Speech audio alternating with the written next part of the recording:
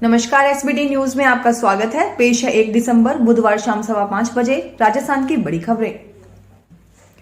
राजस्थान के चिकित्सा एवं स्वास्थ्य मंत्री प्रसादी लाल मीणा ने कहा है कि समाज में जन जागरूकता लाकर HIV और एड्स बीमारी के खिलाफ जंग को सशक्त कर इससे मात दी जा सकती है। श्री मीणा आज OTS में विश्व एड्स दिवस के मौके पर आयोजित राज्य स्तरीय समारोह को संबोधित कर रहे थे।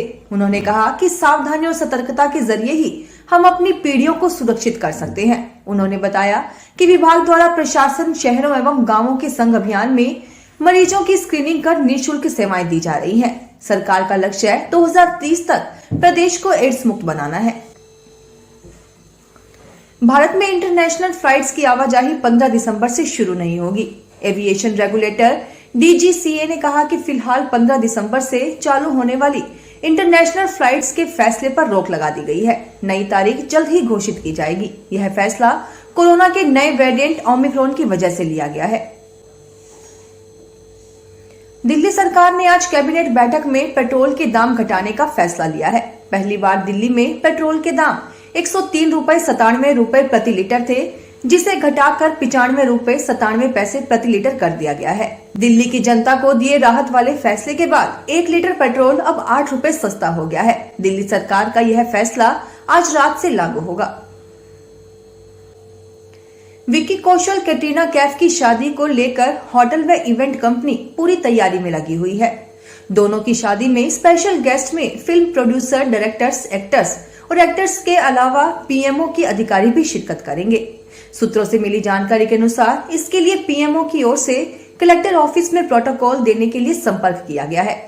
इसके साथ ही PMO की ओर से कलेक्टर ऑफिस से रूट चार्ट भी मांगा है। कैटरीना की शादी में शिरकत करने PMO के 5 अधिकारी सवाई माधोपुर पहुंचेंगे। शादी में आने वाले स्पेशल गेस्ट को टाइगर के साथ अब घड़ियाल सफारी भी करवाई जाएगी।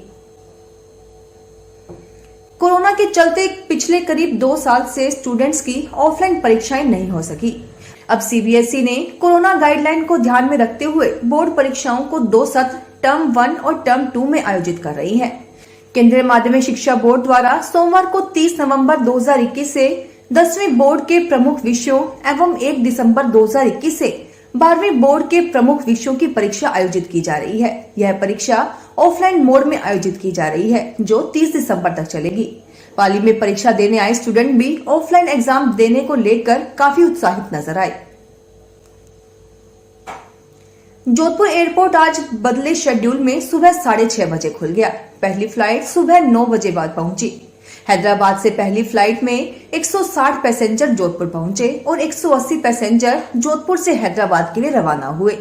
दूसरी फ्लाइट बेंगलुरु से सुबह 9:40 पर आई और 10:10 पर निकली। दोनों उड़ानों के बीच गैप मिलने से एयरपोर्ट टर्मिनल पर व्यवस्था नहीं बनी। यात्रियों की भीड़ नहीं रही। एयरपोर्ट अथॉरिटी के साथ पैसेंजर्स ने भी राहत की सांस ली। चोमू कस्बे के जैतपुरा रिको एरिया स्थित एक केमिकल फैक्ट्री में बुधवार सुबह करीब 7 बजे अचानक आग लग गई। आग लगने से फैक्ट्री में काम कर रहे कर्मचारियों में अफरा तफरी मच गई। फैक्ट्री कर्मचारियों की सूचना पर पुलिस और दमकल की 4 गाड़ियां मौके पर पहुंची और करीब 1 घंटे की मशक्कत से आग पर काबू पाया गया। आग लगने से फैक्ट्री में रखा कच्चा माल जलकर राख हो गया। शेखावटी में मौसम का मिजाज एक बार फिर बदल गया है। सीकर सहित कई इलाकों में अल सुबह से ही बादलों ने डेरा जमा लिया है। इससे अंचल में मावठ की उम्मीद के साथ दिन में भी सर्दी का असर बढ़ गया है।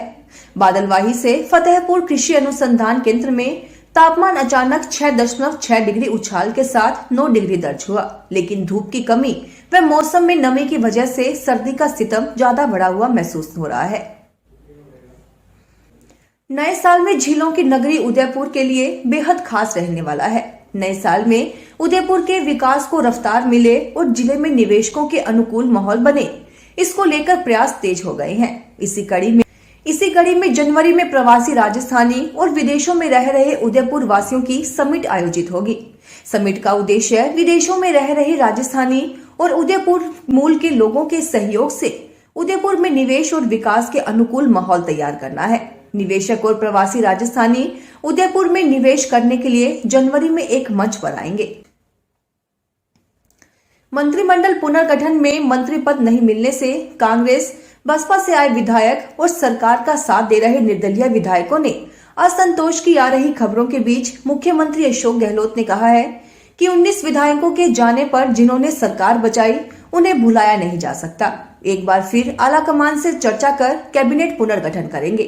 मुख्यमंत्री के इस बयान को सीधे तौर पर सचिन पायलट खेमे पर हमले के रूप में देखा जा रहा है। फिलहाल इस बुलेटिन में इतना ही, फिर हाजिर होंगे और बड़ी खबरों के साथ। एसबीटी न्यूज के वीडियो देखने के लिए हमारे चैनल को सब्सक्राइब करें और नोटिफिकेशन पाने के लिए बेल आइकन को प्रेस करें।